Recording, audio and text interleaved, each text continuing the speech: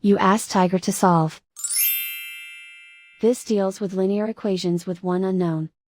The final result is a equals 9/8. Let's solve it step by step.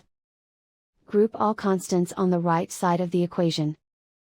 Add 1/2 to both sides.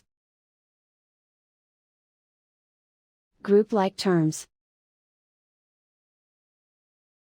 Combine the fractions.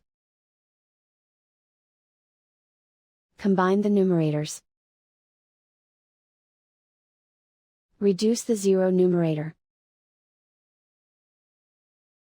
Simplify the arithmetic.